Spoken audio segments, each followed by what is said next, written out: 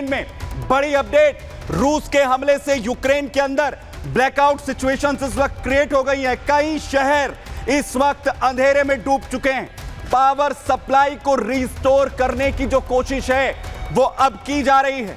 Dnipro, Kharkiv में हालात सबसे ज्यादा इस वक्त खराब बताए जा रहे हैं। सबसे ज्यादा जो सिचुएशंस हैं वो वर्स्ट यहां पर दिख रही हैं और इसी की कवायद अब रिस्टोरेशन की यूक्रेन यहां पर करता हुआ नजर आ रहा है और पूरी तरह से अंधेरा यूक्रेन के अंदर छाता दिख रहा है इस मैसिव अटैक्स के साथ। मैं आपको बताऊं, रूस के टारगेट पर एक बार फिर से पावर सेक्टर है यूक्रेन का, क्योंकि रूस ने पावर ग्रिड स्टेशन से यूक्रेन पर हमला कर उसे दहला दिया है। यूक्रेन के कई इलाके पूरी तरह से ब्लैकआउट हो चुके हैं। अंधेरा यूक्रेन के इन इलाकों में हो चुका है। लगातार पावर स्टेशंस को निशाना रूस बना रहा है। इससे पहले भी टारगेट किए गए थे।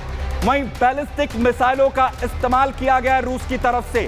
खार्किव और निप्रो में पूरी तरह जो बिजली सप्लाई है वो ठप हो चुकी है। हालात इस वक्त भयावह हैं, पूरी तरह ब्लैकआउट के हालात हैं जिसे रिस्टोर करने की कोशिश इस वक्त की जा रही है। वहीं दूसरी तरफ जेलेंस्की घबराए हुए हैं। वो कह रहे हैं कि हमें रूसी मिसाइलें नहीं चाहिए, हमें शांति चाहिए। क्या कह रहे हैं, जरा सुनिए जेलेंस्की को। कुछ लोगों के लिए जीवन उबाऊ और उत्साहहीन लगता है। ये शब्द इस बात का प्रमाण है कि रूसी ईश्वर, ईसाई धर्म और सच्चे विश्वास से कितने दूर हैं। हमें बस अपनी जमीन पर शांति पूर्वक रहने, सूरज, आसमान और उसमें क्रिसमस स्टार देखने की जरूरत है, न कि ईरानी शाहिद और रूसी मिसाइलों की। तो जहां एक तरफ जेलेंस्की कह रहे हैं कि हमें रूसी मिसाइलों की जरूरत नहीं, तो वहीं जो मिनिस्टर है, पावर मिनिस्टर, वो आखिर कैसे इन हमलों के बारे में जानकारी दे रहे हैं। उनका यह कहना है कि यूक्रेन के ऊर्जा मंत्री जर्मन गुलेचेंस्को की तरफ से बड़ा बयान इस हमले को लेकर दिया गया।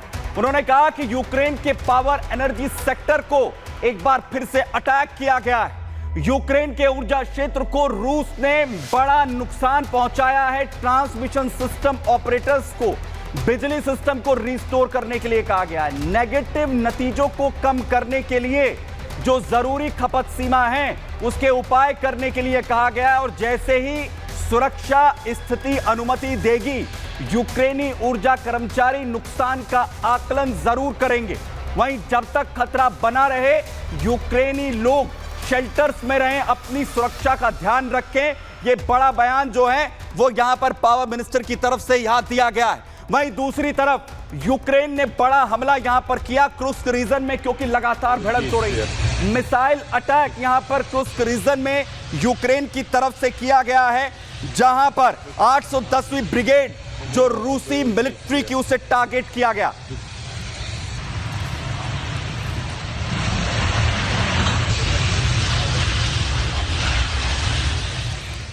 जहां क्रुस्क रीजन में बड़ा अटैक करने की कोशिश यूक्रेन की तरफ से हुई है, वहीं दूसरी तरफ बैटल ग्राउंड के हालात आप देखिए। क्रुस्क रीजन में ही यूक्रेनी सेना पर हेलीकॉप्टर के जरिए बड़े हमले किए गए हैं रूस की सेना की तरफ से यूक्रेन को टारगेट यहां पर करते हुए।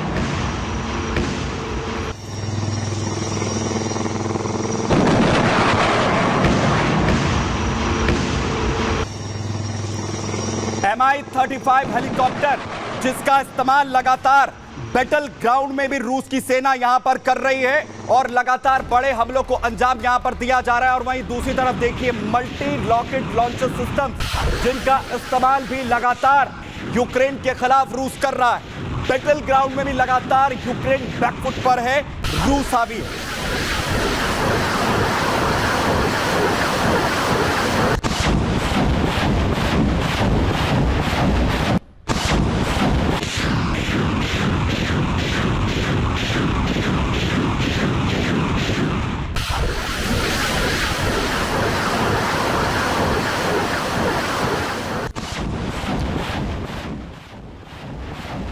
वहीं दूसरी तरफ जहां बड़े मैसिव अटैक्स लगातार हो रहे हैं, वहीं रूसी सेना ने कई यूक्रेनी ड्रोन्स को टारगेट यहां पर किया है। कई टारगेट्स यूक्रेनी ड्रोन्स के, क्योंकि अभी हाल फिलहाल में जिस तरीके से ड्रोन हमले बड़े यहां पर किए गए यूक्रेन की तरफ से।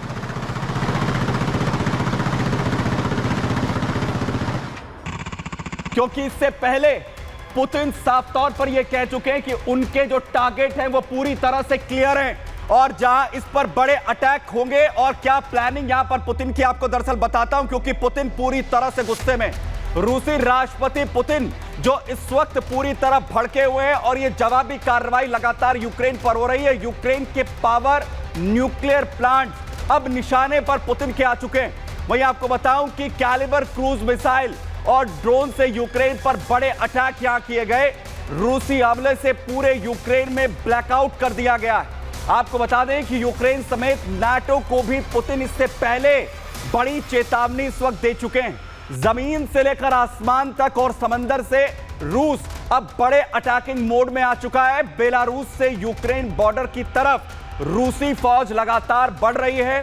वहीं रूसी सैनिक बेलारूस की जमीन से यूक्रेन पर बड़े हमले जहां एक तरफ करेंगे तो वहीं समंदर में रूस की नेवी परमाणु सबमरीन जिसका परीक्षण किया गया है। वहीं आपको बताऊं कि यूक्रेन पर खतरनाक मिसाइलों से रूस एयर स्ट्राइक लगातार कर रहा है। वहीं रूस यूक्रेन युद्ध में नाटो के दखल से पुतिन पूरी तरह से गुस्से में है। वहीं यूक्रेन के साथ अब नाटो भी रूस के रडार पर आ चुका है, जिसके बाद यह युद्ध और भी भयंकर यहां पर हो सकता है। और सबसे बड़ी बात यह कि क्या अब इस युद्ध में जो पुतिन करने जा रहे हैं 20 जनवरी से पहले निर्णायक हालात हो जाएंगे, जरा देखिए।